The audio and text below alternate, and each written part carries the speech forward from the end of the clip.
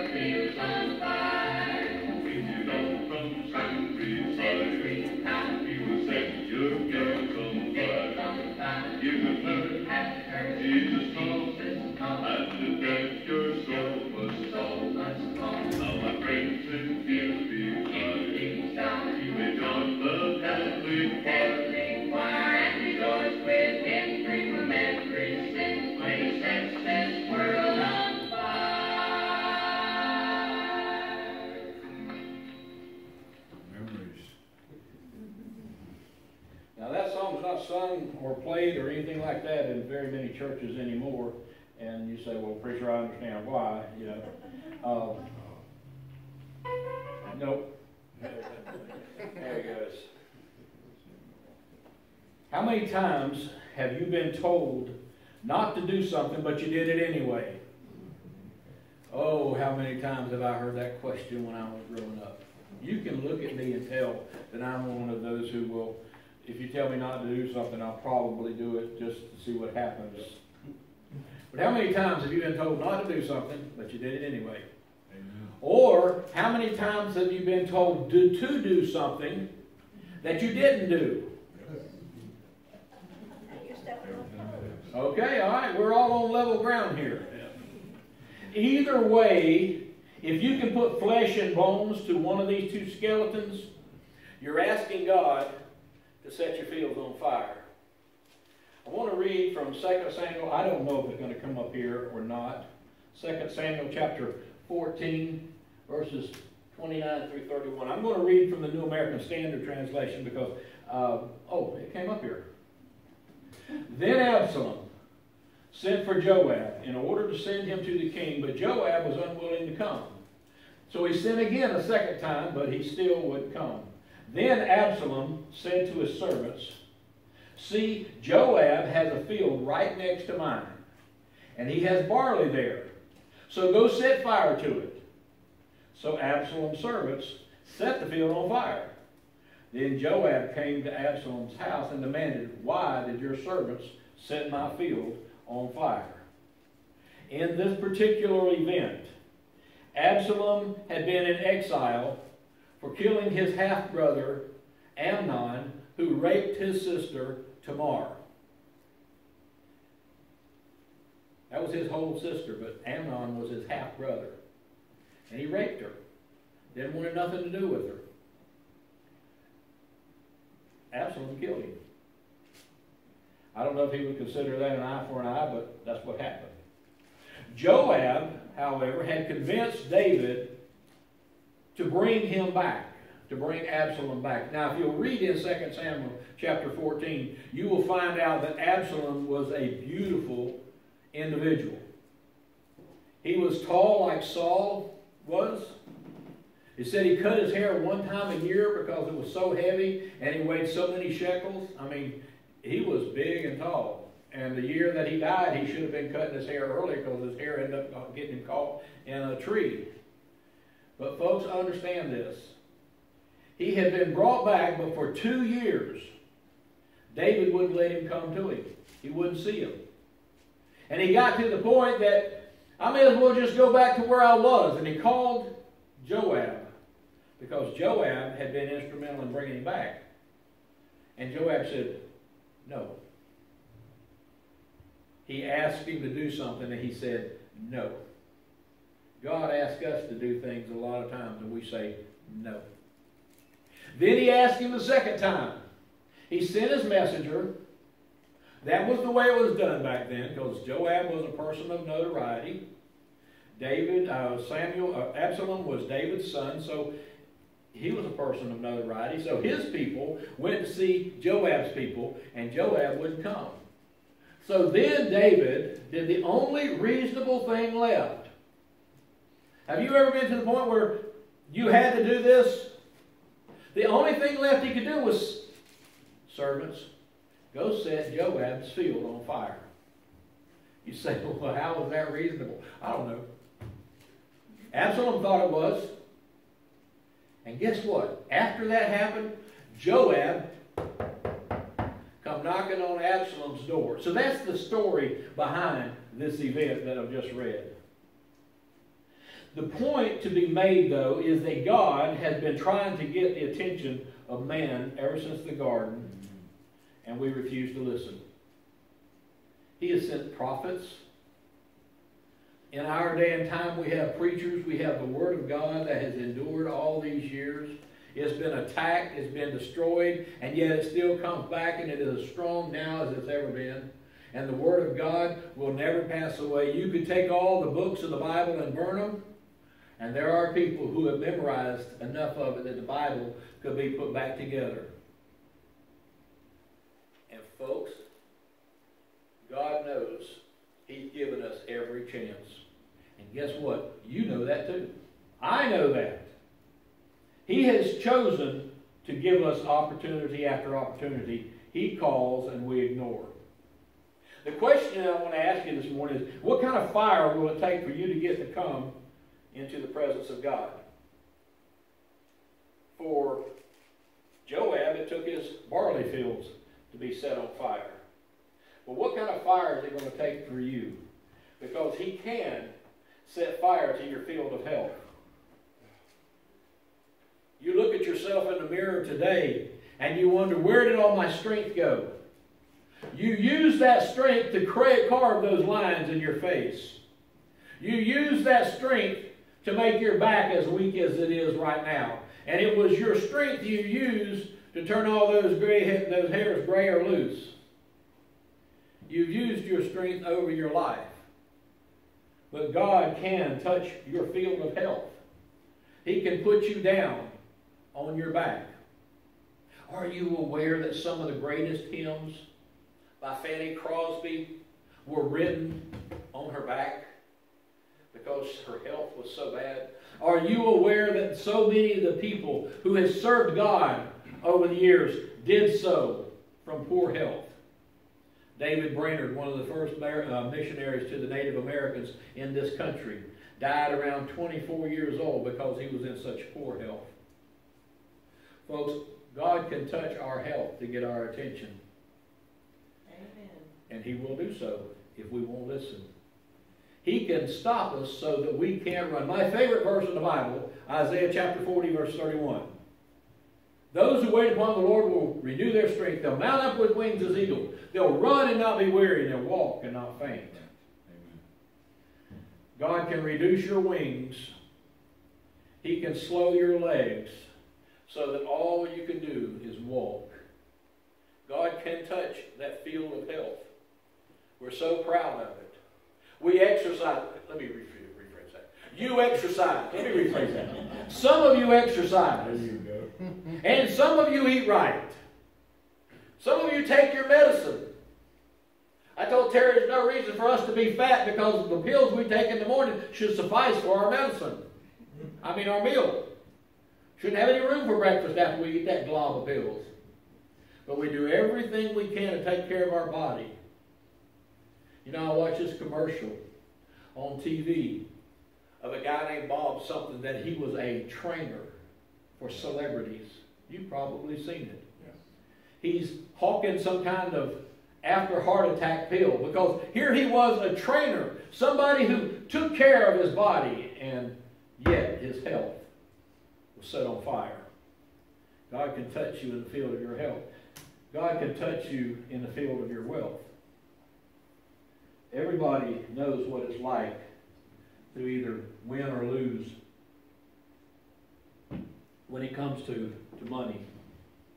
If you've worked at one place any length of time, you may have had a retirement account that was based on what the stock market did.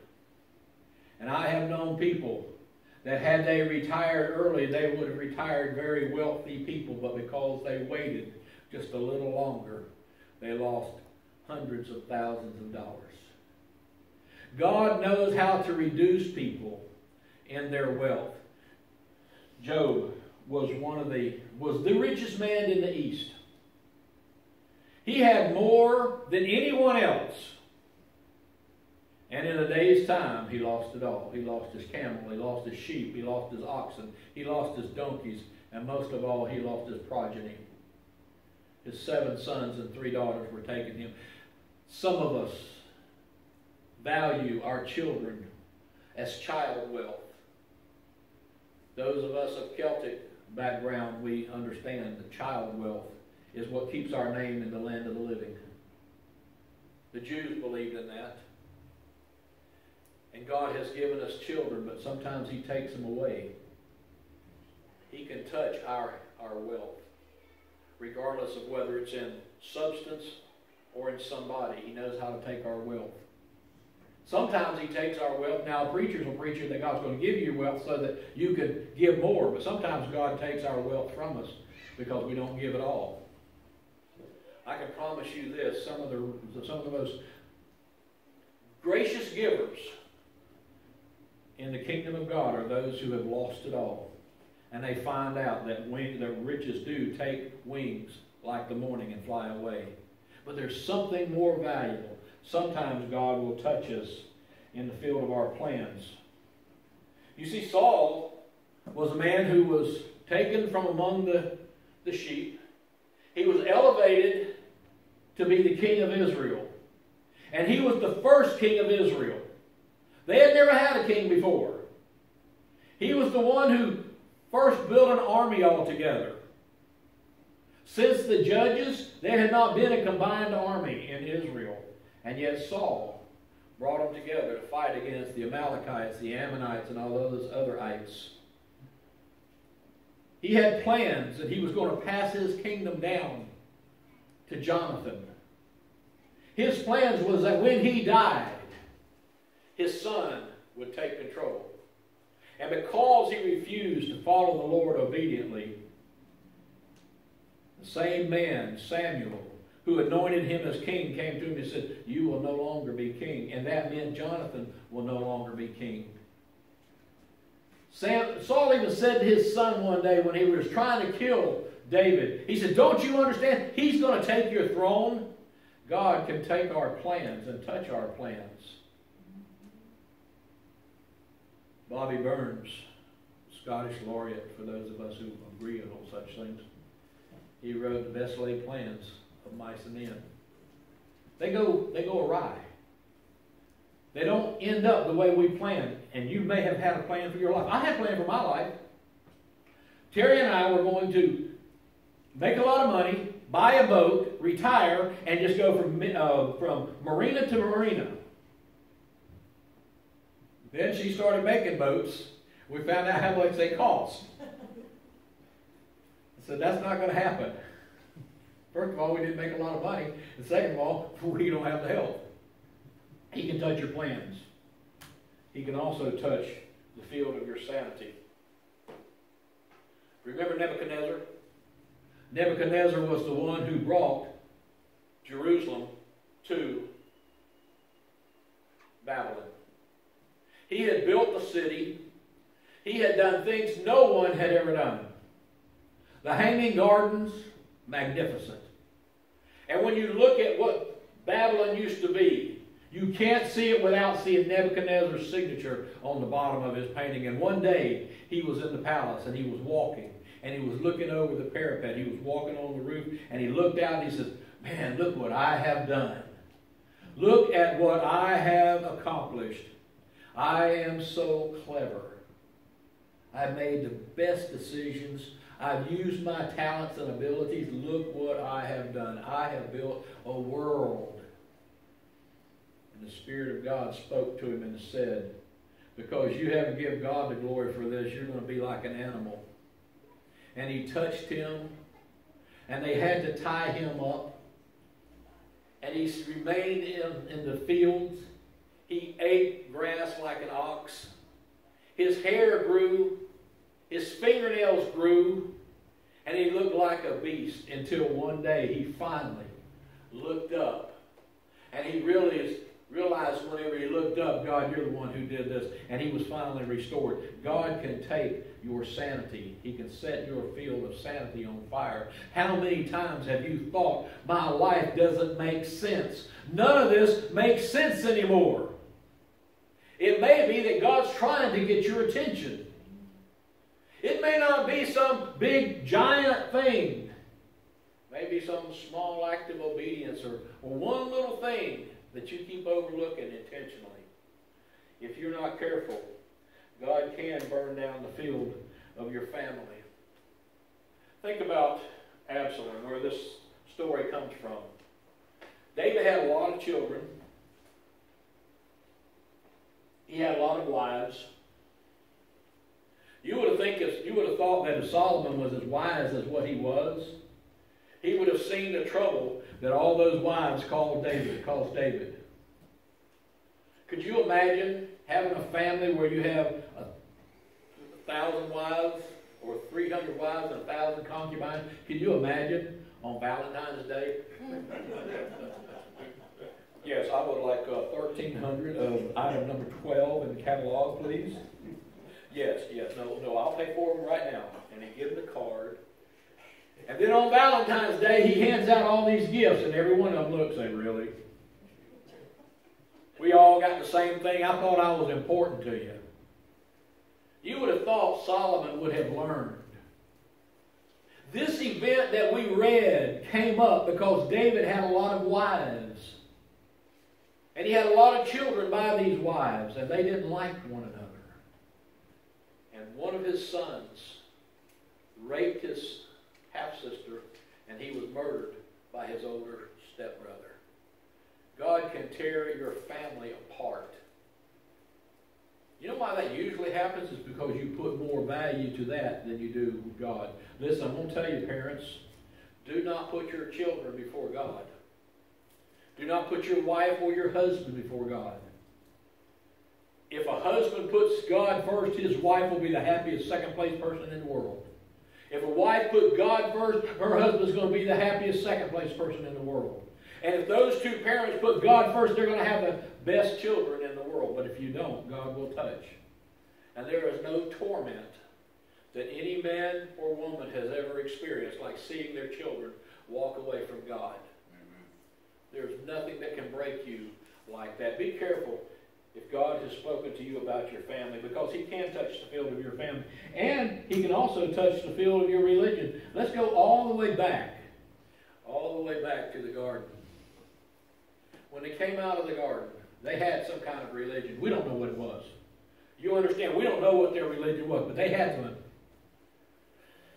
Cain, in his religion, gave an offering to the Lord.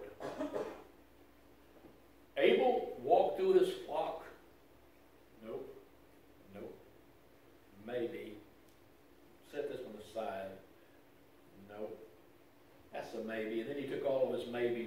together. He goes, this one, this is the best. And he took it, he offered it to the Lord.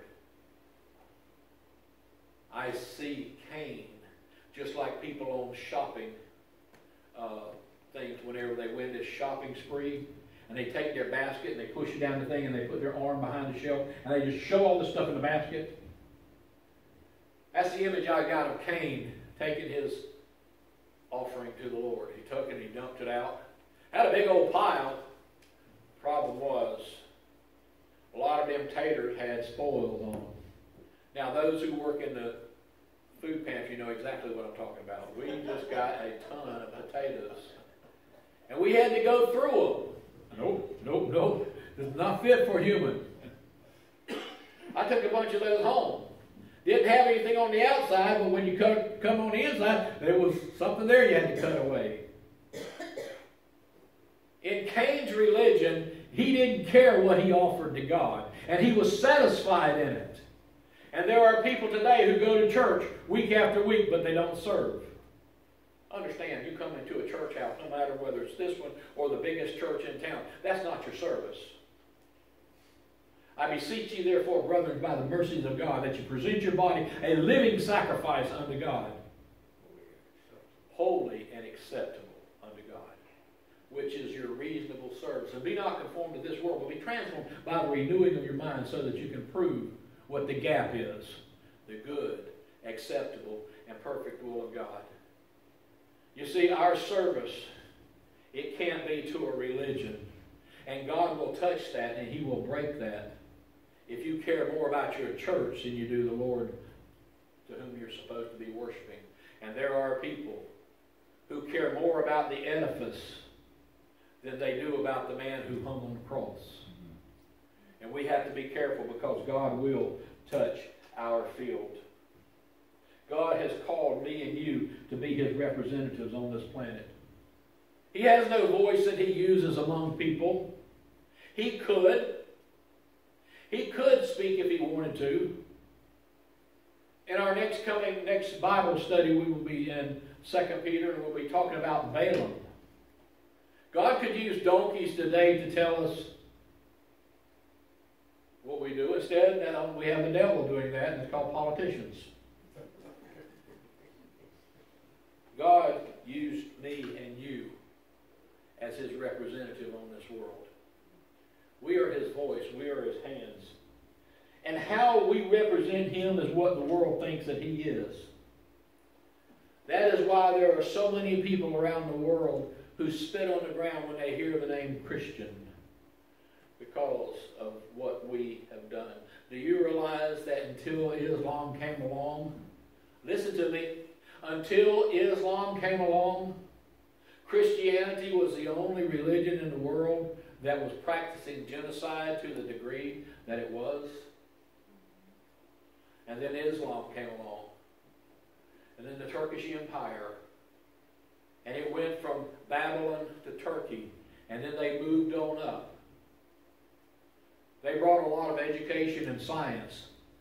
But it was convert or die.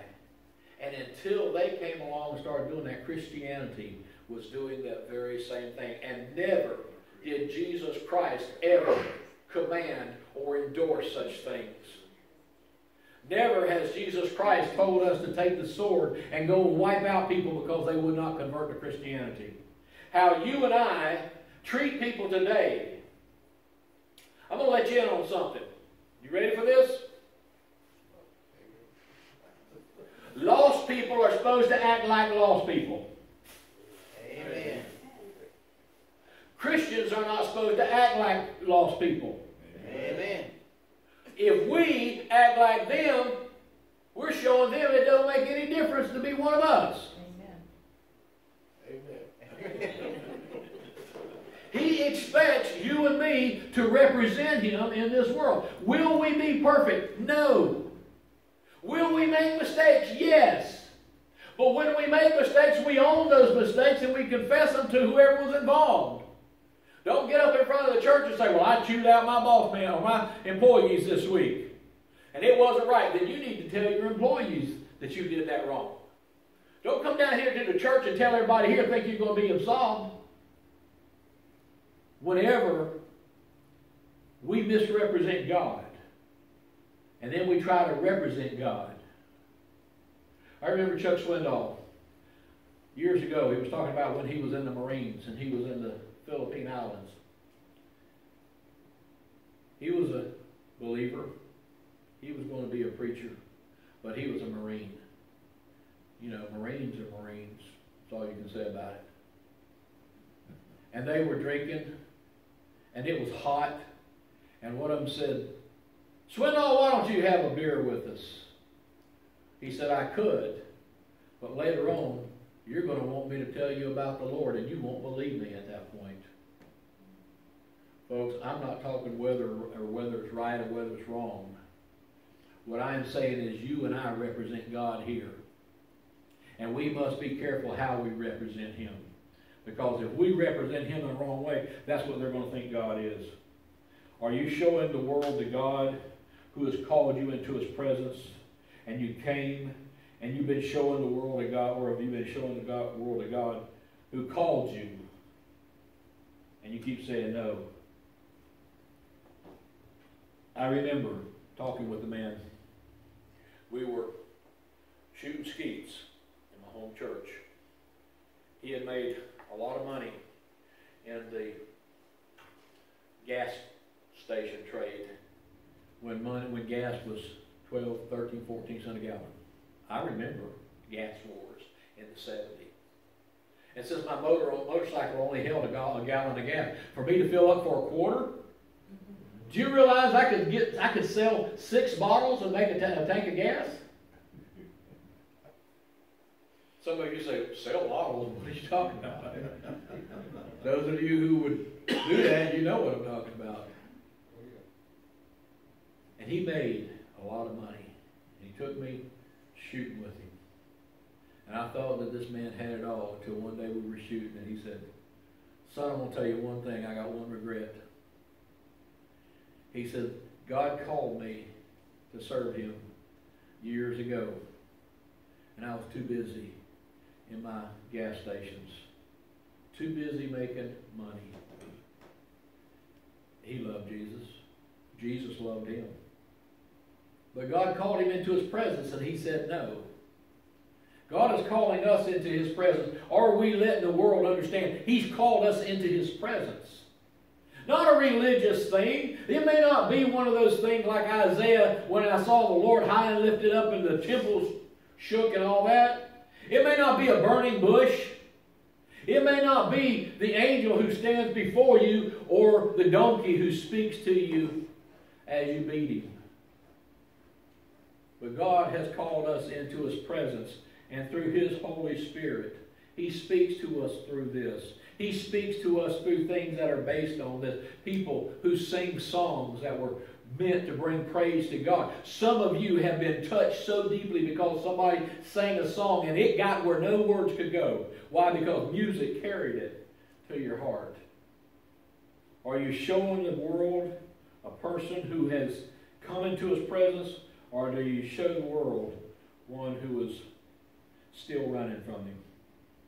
You and I are never going to give the clearest representation of our Father in heaven if we never come when He calls. There are 2 cats that live in my house outside. I have a dog that lives on the inside of the house.